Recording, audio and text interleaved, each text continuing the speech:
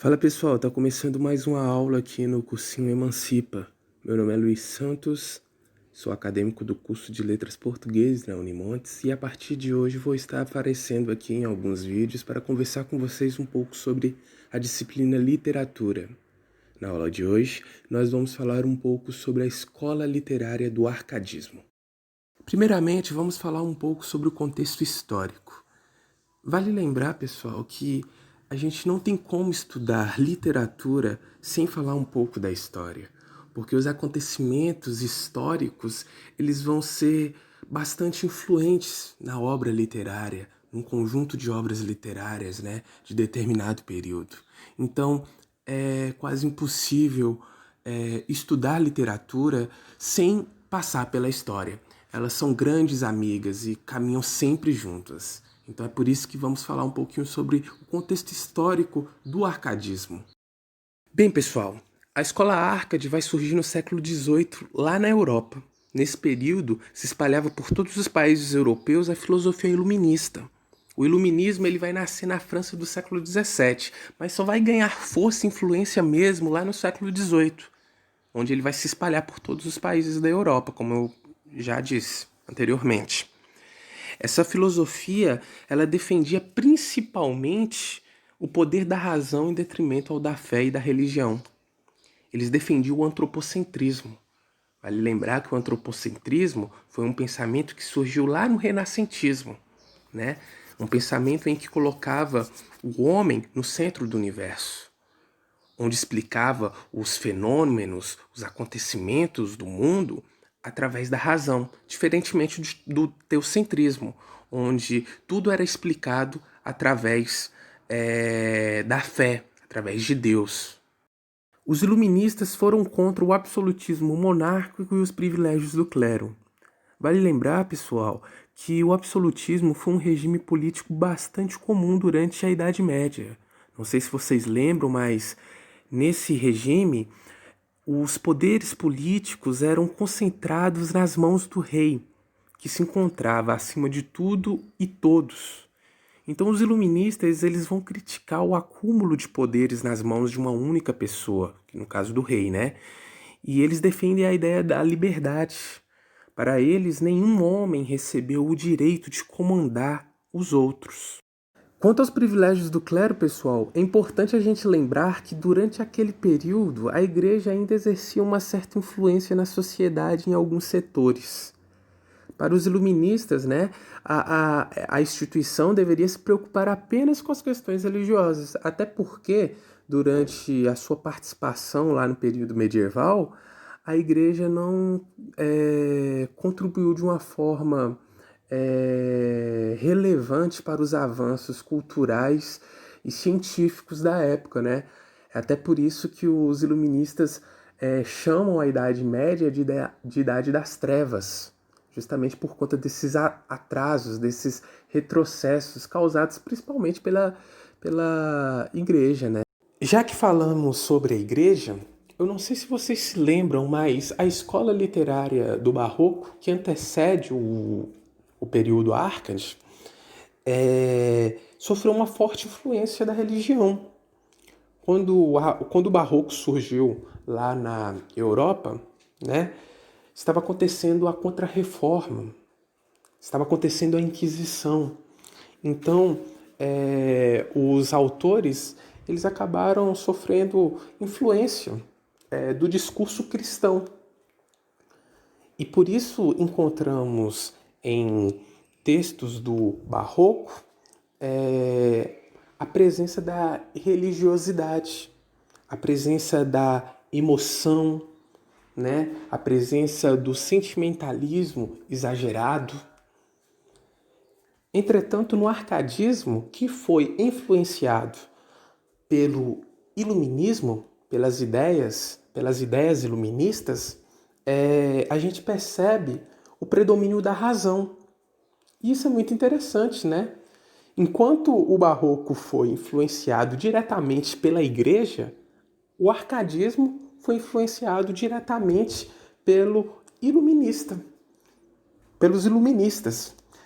Enquanto lá no barroco a gente tem um predomínio da emoção nos textos, aqui no arcadismo a gente percebe o predomínio da razão. Isso é muito interessante de se analisar. A influência que essas correntes filosóficas tiveram para a literatura. Vamos lá, pessoal. O nome arcadismo é inspirado em Arcádia. Segundo os mitos e lendas da mitologia grega, né, a Arcádia foi uma região localizada no sul da Grécia. Uma região repleta de paisagens exuberantes e belas. Além disso, nessa região viviam muitos pastores e poetas, né? Então, pessoal, de Arcádia, a escola literária do arcadismo acaba herdando o bucolismo. Presta atenção nesse nome porque ele é muito importante para o entendimento dessa escola literária, né? O bucolismo está intimamente ligado ao relacionamento do homem com a natureza, né? A essência dos Arcades é a simplicidade. E onde encontrar isso? Na natureza, em meio ao natural. Se no barroco tudo é muito confuso, muito conflituoso, angustiante, no arcadismo as coisas tendem a ser mais tranquilas. Vale ressaltar, pessoal, que o barroco tem como cenário principal os centros urbanos, né? E no arcadismo a gente tem uma expressão muito interessante, uma expressão em latim chamada fugere urbem, fugir da cidade. O meio urbano é visto pelos Árcades como um ambiente de sujeira e corrupção. E é por isso que eles seguem a filosofia do locus amoenus, outra expressão em latim que significa lugar ameno. Eles viviam uma vida alegre e harmoniosa em meio à natureza. A natureza é esse lugar tranquilo, harmônico, ameno, né? Então, o arcadismo cultua o homem natural, o homem que, assim como a natureza, se encontra equilibrado, harmonioso e sereno.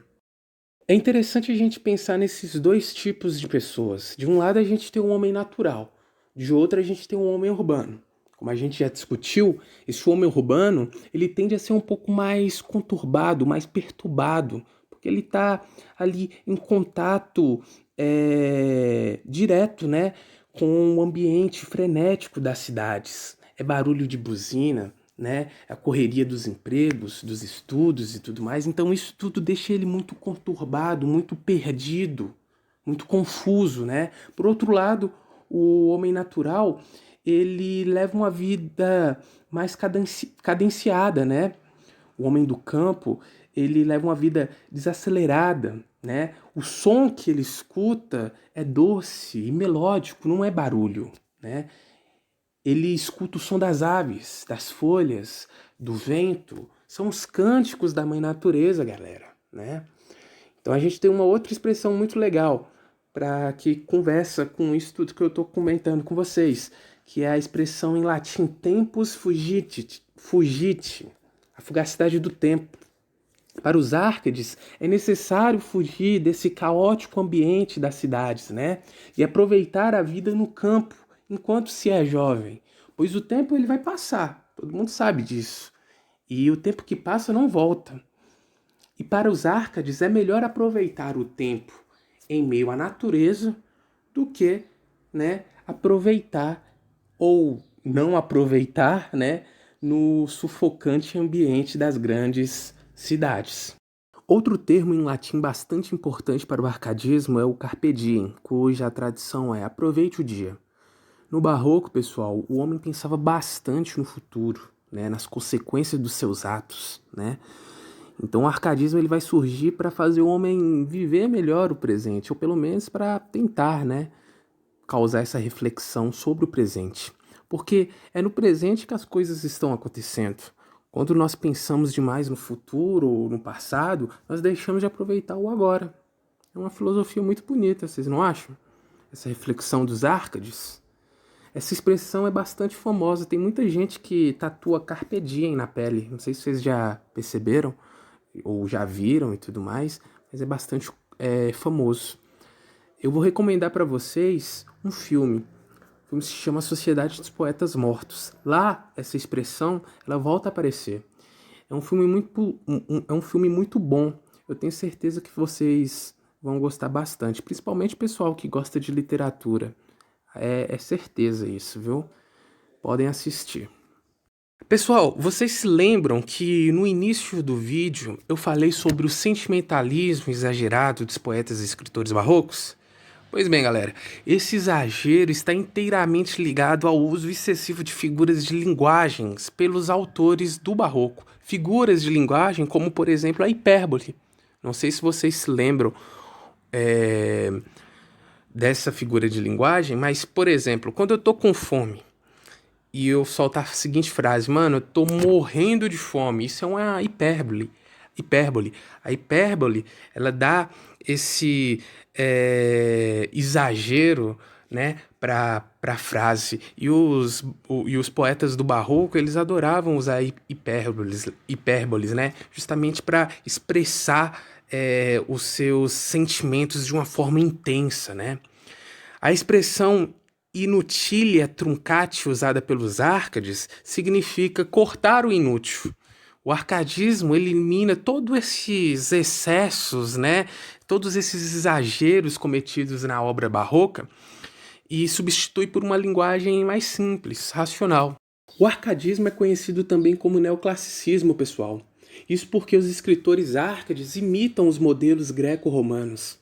A gente vai perceber nos textos do arcadismo um certo equilíbrio das formas textuais, uma preocupação com a estética dos poemas, com a estrutura, com a clareza da mensagem. No arcadismo, temos também um retorno de alguns gêneros textuais comuns do classicismo, como, por exemplo, o gênero épico. Esse gênero ele possui como principal característica, né, a narração de ações nobres praticadas por heróis de uma nação. Como exemplo, podemos citar a obra do português Luís de Camões, Os Lusíadas, ou então Odisseia, de Homero. Basílio da Gama, Arcade brasileiro, em O Uruguai, traz de volta à tona esse gênero clássico, com algumas alterações. E já que a gente está falando dos gregos e romanos, é importante ressaltar que os textos do arcadismo fazem inúmeras referências ao panteão mitológico greco-romano. A gente vai encontrar inúmeras referências às divindades e personalidades mitológicas, como, por exemplo, o deus Apolo, a deusa Vênus, Orfeu. Então, é importante prestar atenção nisso também. Falando agora um pouquinho sobre o contexto histórico brasileiro. Durante o período barroco, pessoal, o grande centro econômico e político do Brasil foi a Bahia. Entretanto, no arcadismo, nós temos um deslocamento desse centro para Minas Gerais. Isso porque naquele período acontecia aqui na terra do Pão de Queijo a Corrida do Ouro. Quando os portugueses eles chegaram aqui no Brasil, eles encontraram um universo novo para exploração. E os bandeirantes eles acabam tendo um papel importante nesse cenário, pois eles viajam, né, por todo o território brasileiro em busca de riquezas. E eles vão encontrar aqui em Minas Gerais muitas riquezas, muito ouro, muita prata, muito diamante, né? Que consequentemente acaba sendo extraído e entregue para a coroa portuguesa. Então tudo isso acaba colaborando, né, para Minas Gerais se tornar o centro econômico do Brasil. E durante esse ciclo do ouro, acontece aqui em Minas uma tentativa de revolta, que ficou conhecida como Inconfidência Mineira, né? Um dos movimentos sociais mais importantes da história brasileira. Naquela época o Brasil ainda era colônia de Portugal, como a gente já comentou. E sofria com os abusos políticos e com as absurdas taxas de impostos. E é interessante que alguns escritores do arcadismo, como por exemplo Tomás Antônio Gonzaga e o Cláudio Manuel da Costa, eles fizeram parte desse grupo dos inconfidentes que buscavam conquistar a liberdade e implantar o sistema de governo republicano aqui no país. Por fim, nós temos a expulsão dos jesuítas aqui das terras brasileiras. Vale lembrar que durante o período de descobrimento, né, e o barroco, os jesuítas eles tiveram um papel de protagonistas aqui no Brasil, um papel muito importante. Mas com a ascensão do Marquês de Pombal lá em Portugal, essa importância é meio que deixada de lado, né? Então começa a surgir uma nova forma de pensamento, né? É deixado de lado esse pensamento religioso e começa a pensar de uma outra forma. Bem, pessoal, o arcadismo no Brasil ele pode ser dividido em dois grupos, lírico e épico. Vamos começar falando sobre o lírico. Eu vou dar mais importância nesse vídeo aqui para o arcadismo lírico, viu, pessoal? Bem, esse grupo ele tem dois poetas muito importantes, que é o Cláudio Manuel da Costa e o Tomás Antônio Gonzaga. O Cláudio Manuel da Costa é considerado por muitos o principal nome do movimento literário no Brasil. Ele nasceu em Mariana, Minas Gerais, e depois ele viajou para Portugal para estudar na Universidade de Coimbra. Lá nas terras lusitanas, esse poeta ele entra em contato com a filosofia iluminista. Quando ele volta para o Brasil, ele acaba fundando a Arcádia Ultramarina, na Vila Rica. Hoje em dia, né, Vila Rica é Ouro Preto. E essa Arcádia Ultramarina era uma sociedade literária onde os árcades se reuniam, né, para discutir suas ideologias. Os membros dessa sociedade adotavam pseudônimos, né? São nomes falsos relacionados aos pastores da poesia grega antiga. Isso é outra característica do arcadismo, pessoal, esses pseudônimos, a ausência da subjetividade. O escritor ele não anda com seu próprio eu, eles adotam uma forma pastoril, pseudônimos. O do Cláudio Manuel da Costa é o Gloucester Saturnio. Falando agora um pouco sobre a sua poesia, né? Inicialmente, os temas da sua obra giravam em torno de reflexões morais e das contradições da vida. Tudo isso conciliado, né, ao cultismo próprio do barroco. Mas depois, esse poeta ele acaba se dedicando ao bucolismo árcade, que a gente já discutiu. Em seu texto, nós podemos perceber aqueles termos lá que a gente já falou também, como, por exemplo, fugere urbem. Fuga para o campo, fuja da cidade, né? Vá para o campo, a gente percebe muito isso. Os teóricos consideram Cláudio Manuel um poeta de transição, né? Um poeta que está ali entre o barroco e o arcadismo, né?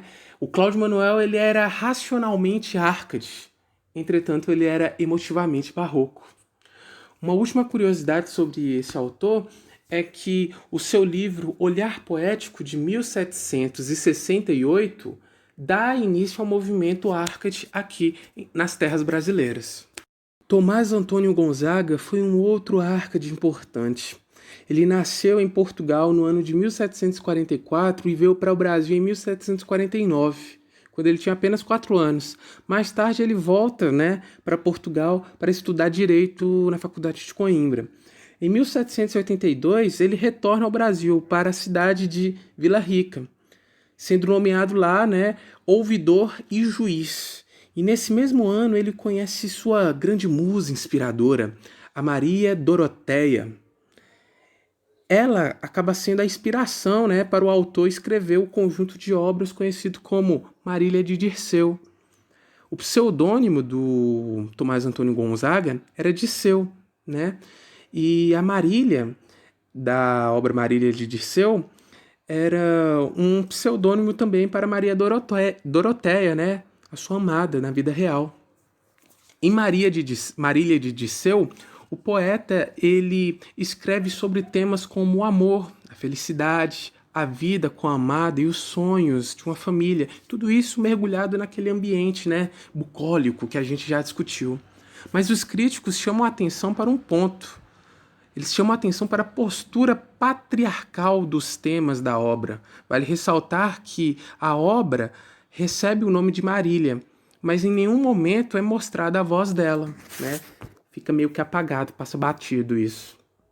Outro texto interessante do autor se chama Cartas Chilenas, bem famoso até, pessoal. Nesse texto, o personagem Critilo, morador da cidade de Santiago, do Chile, critica as leis do governador Fanfarrão Minésio. Essa obra é muito interessante, né? Porque ela se trata de uma crítica muito bem arquitetada pelo Tomás Antônio Gonzaga em relação ao governador de Minas, Luiz de Cunha Menezes. Quando ele fala de Santiago, na verdade, ele está falando de Vila Rica. E quando ele vai falar do fanfarrão Minésio, ele está querendo falar, na verdade, do Luiz da Cunha Menezes, né? O governador de Minas Gerais. Ou seja, Cartas Chilenas é uma crítica indireta ao governador de Minas. Foi uma forma inteligente que o Tomás achou, né, para criticar a figura do governador. Então, pessoal, como eu falei para vocês, eu não vou focar no arcadismo épico. Eu vou apenas citar os dois autores e suas respectivas obras. Mas, se vocês quiserem, né, no nosso próximo encontro, vocês podem comentar. Olha, Luiz, eu gostaria de uma videoaula sobre sobre os autores do arcadismo épico. Aí eu vou me preparar melhor e trazer um conteúdo bacana para vocês. O nosso primeiro autor, né, é o Santa Rita Durão, autor de Caramuru, poema épico do descobrimento da Bahia. E o outro é o Basílio da Gama, autor de O Uruguai, que eu até comentei minutos atrás aí com vocês, né? Pessoal, para finalizar, eu gostaria de falar uma coisinha que eu acabei deixando para trás, deixando passar em branco, né? Os poetas do arcadismo, eles não eram pastores, eles não tinham nenhum rebanho de ovelha, pessoal. Essa poesia campestre, né, cheio de paisagismo e tudo mais, dos Árcades, é meramente uma convenção, ou seja, um padrão, né, que os escritores da época seguiam. Logo, nós podemos dizer que os cenários poéticos dos Árcades são tão reais quanto os da propaganda, né, de margarida, da manteiga margarida. Nas propagandas de manteiga, né? A gente vê tudo muito bonito, a família toda reunida. Ah, por favor, pega a manteiga para mim. Aí ele pega e passa no pão de uma forma linda, perfeita. Mas não é bem assim, a gente sabe muito bem, né? O mesmo vale ali para esses cenários poéticos dos Árcades, né? É tudo um fingimento, né? Mas a gente deve prestar atenção na essência mesmo, né? No que eles querem dizer com aquilo, né? E não focar nesse realismo. Então, pessoal, eu acho que é isso.